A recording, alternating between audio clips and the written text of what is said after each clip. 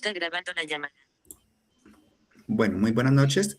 Vamos a hacer la presentación del taller 1 de la asignatura Ingeniería de Tránsito y Transporte, eh, clasificación de carreteras en Colombia, análisis de la clasificación rural y urbana, diseño y tarifas del Sistema Integrado de Transporte Público.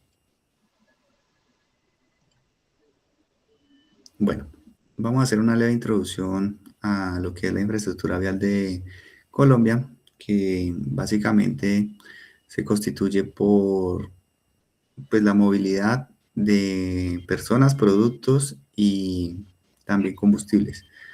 Entre ellos se definen por temas de funcionalidad y de el tipo de terreno en el cual esto pues se requiere construir una vía. Bueno, la clasificación de las carreteras en zonas rurales están por jerarquía.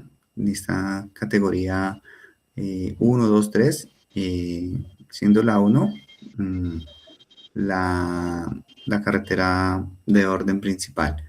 También se clasifican por su funcionalidad, según los criterios de diseño del manual de Invías. Carreteras primarias.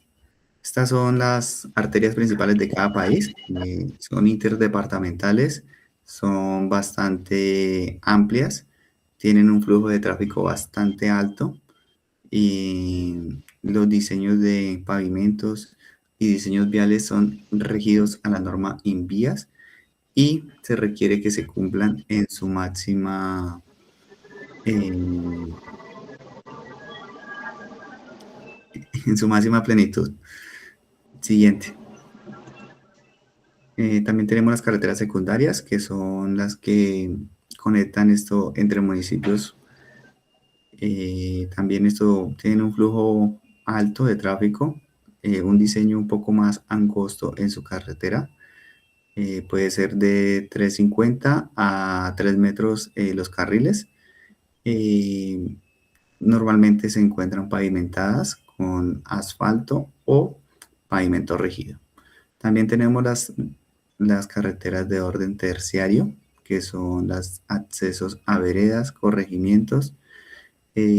Son normalmente pavimentadas por placahuellas o también se les hace un mantenimiento en recebo, alastro, mejoramiento para que estén funcionando correctamente. ¿Sí? Bueno, aquí pues hicimos una investigación respecto a lo que son las pendientes transversales o el peraltado, bombeo que lleva cada vía. Se define también por el tipo de terreno, el plano, que es un bombeo o peraltado del 2%, también ondulado, que es el peralte máximo al 6% y conservando un bombeo del 2% para tangentes. En el terreno montañoso ya me exige un peralte transversal del 8% por obvias razones que hay muchas curvas y también por su topografía. En el escarpado es mayor la pendiente transversal porque es más complejo pues esto cumplir a tope el diseño vial del Invías.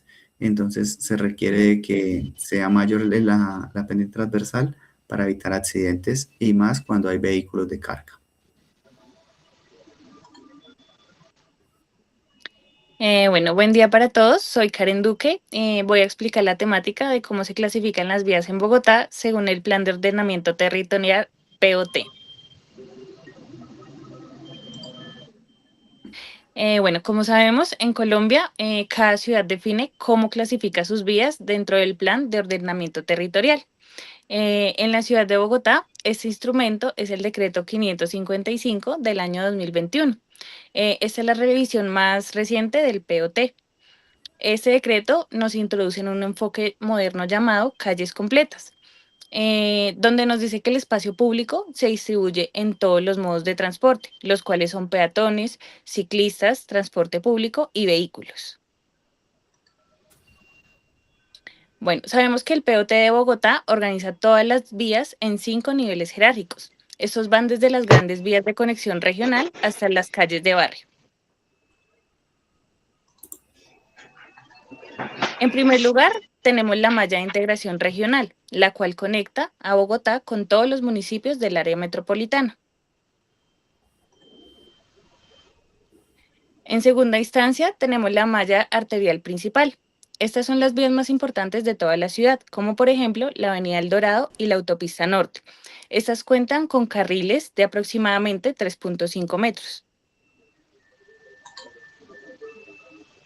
Bueno, tenemos en tercer lugar la arterial complementaria, que actúa como puente entre todas las grandes vías y los barrios.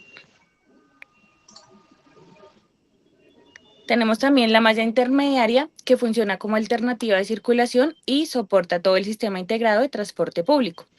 Finalmente, podemos encontrar la malla local, que esta es la más extensa, con más de 6.000 kilómetros de carril y da acceso a todas las viviendas. Bueno, sabemos que la red vial de Bogotá tiene más de 13.000 kilómetros de carril de malla urbana. La malla local representa casi la mitad de eso, con 6.295 kilómetros de carril. Y por último, la malla intermedia, que es la que usa el sistema integrado de transporte, tiene aproximadamente 3.218 kilómetros por carril. Bueno, adicional a esto debemos conocer que la ciudad de Bogotá tiene su propia malla rural, con más de 1.200 kilómetros por carril.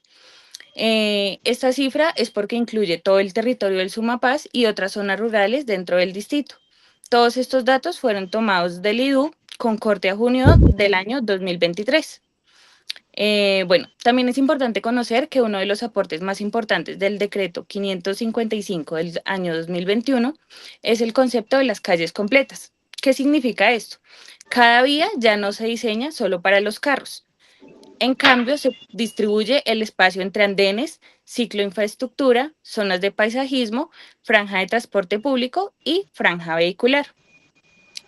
Por último, en el artículo 154 del POT, nos define todas estas franjas funcionales. ¿Qué quiere decir? El andel mínimo es de 1,2 metros y en vías peatonales el mínimo es de 8 metros. Eso es un cambio muy importante para todos, pues la calle ya no se piensa solo como un espacio público, sino también como vía para vehículos. Bueno, vamos a hacer una explicación aquí de una sección transversal típica de diseño para una vía. Tenemos una sección típica que pues desarrollamos en un proyecto que trabajé hace un tiempo. Es en el municipio de Isnos, se llama Anillo Turístico Vial.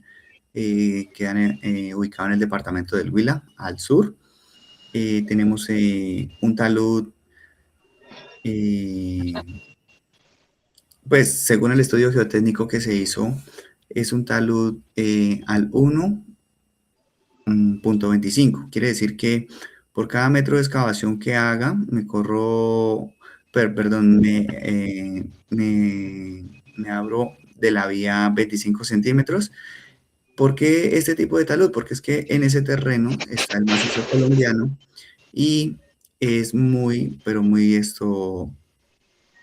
rocoso, ¿sí? Es bastante rocoso y también presenta zonas donde se requiere hacer excavaciones con maquinaria o de explosivos. Bueno, ahora explico lo que es la estructura de pavimento.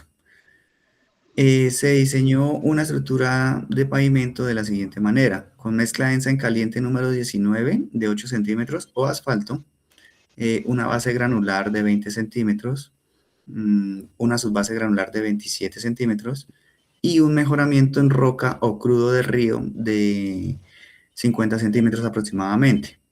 El estudio hidráulico del sector arrojó para construir una cuneta de 1,15 m, incluido su espaldar, y así esto distribuir adecuadamente las precipitaciones. Esto para zonas rurales. Ahora para lo que es el sector urbano, pues tenemos que hay puentes, hay pues calles, y los carriles de circulación pueden ser de 3 metros, de 3 metros 65. A veces incluyen bermas Incluyen bermas, como lo explicaba la compañera Karen, para lo que son rutas de ciclismo y eso. Y también hay bordillos para contener esto que el agua no se meta a los antejardines y también las cunetas.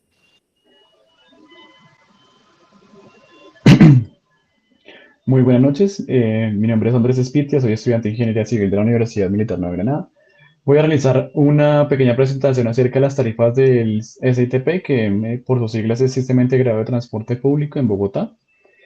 Em, para comenzar, es importante entender que la tarifa del SITP no se establece de manera arbitraria. Esta se define mediante decretos distritales y estudios técnicos realizados por las entidades responsables como el Transmilenio y Secretaría Distrital de Movilidad, teniendo en cuenta que es una empresa mixta. ¿Qué quiere decir empresa mixta? Que trabaja tanto el sector privado como el público. Mm, un ejemplo de esto es que en el año 2024 la tarifa unificada quedó en 3.100 pesos.